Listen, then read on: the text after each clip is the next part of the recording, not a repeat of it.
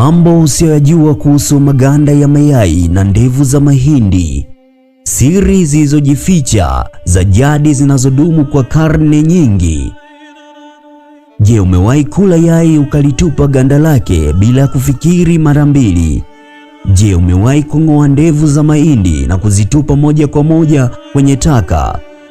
Kwa watu wengi, hivi ni vitu visivyo vya thamani, lakini baadhi ya jamii duniani, hasa katika tiba za jadi, bara la Afrika na Asia, maganda ya mayai na ndevu za mahindi vimetumika kwa muda mrefu kama sehemu ya tiba na utunzaji wa afya. Swali ni hili: je, hadithi za mababu pekee au kuna mambo ambayo sayansi imeanza kuyachunguza?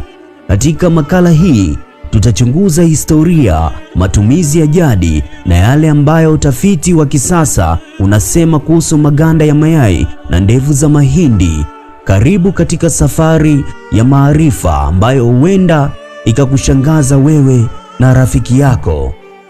Nikushauri tu, kama we ni mgeni na ni mara ya kwanza kuingia katika channel hii, na ufanye jambo la kiungwana, bonyeza button nyekundu iliyoandikwa neno subscribe, unasubiri notification, unabonyeza kengele, hapo utakuwa umejiunganisha nasi na umekuwa wa kwanza kupata makala kama hizi pindi zinapotoka, maana mara zote tunajitahidi kuwa bora zaidi ya jana.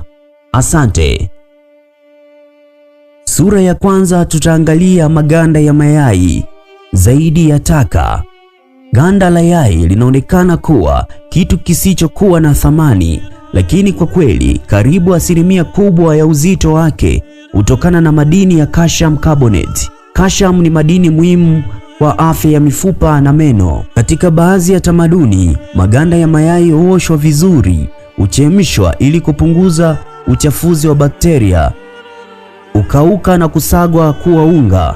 Unga huo umetumika katika baadhi ya maeneo kama chanzo cha calcium kwenye lishe. Hata hivyo, matumizi hayo yanapaswa kufanywa kwa uangalifu mkubwa. Maganda yasiposafishwa vizuri yanaweza kuwa na bakteria kama salmonella, na matumizi ya unga wa maganda ya mayai hayapaswi kuchukua nafasi ya ushauri wa daktari au lishe yenye uwiano. Sura ya pili. Ndevu za mahindi, mimea inayopuuzwa.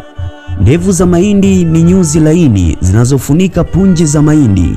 Kwa karne nyingi zimekuwa zikitumiwa katika tiba za jadi kama chai ya mimea.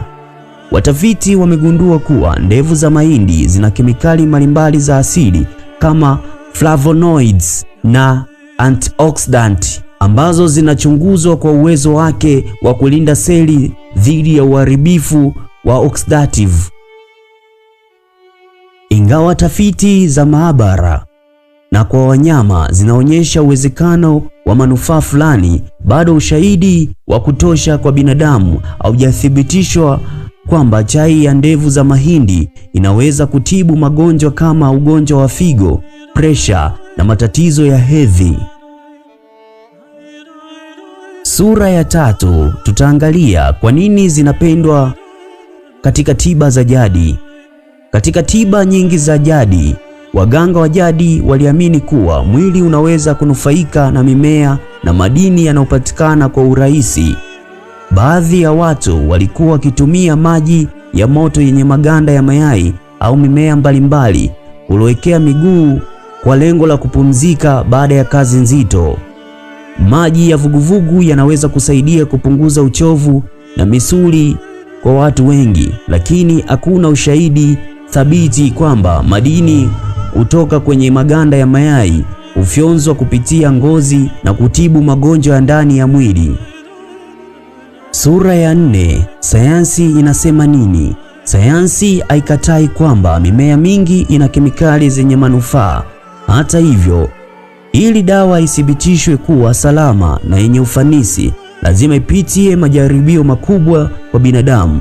Kwa sasa, maganda ya mayai yanajulikana kuwa chanzo cha calcium, lakini matumizi yake yanahitaji usafi na tahadhari. Kwa sasa, maganda ya mayai yanajulikana kuwa chanzo cha calcium, lakini matumizi yake yanahitaji usafi na tahadhari.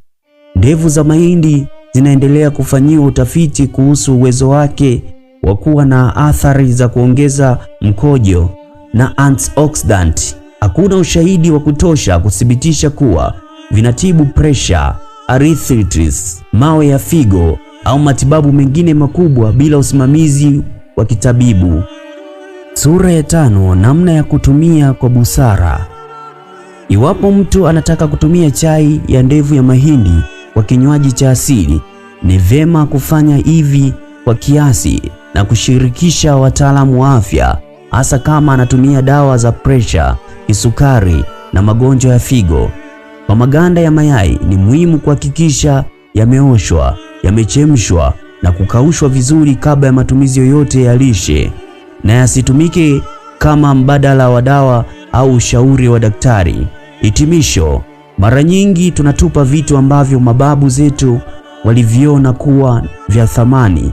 Maganda ya mayai na ndevu za mahindi ni sehemu ya urithi wa tiba za jadi uliovutia watafiti wengi duniani. Hata hivyo, hekima kubwa ya kuunganisha maarifa ya jadi na ushahidi wa kisayansi. Tiba za asili zinaweza kuwa sehemu ya mtindo mzuri wa maisha, lakini hazipaswi kuchukua nafasi ya uchunguzi, matibabu ya ushauri wa wataalamu wa afya pale unapokuwa mgonjwa. Maarifa ni nguvu. Ukiyatumia kwa busara, unaweza kufanya maamuzi bora kwa afya yako na ya familia yako.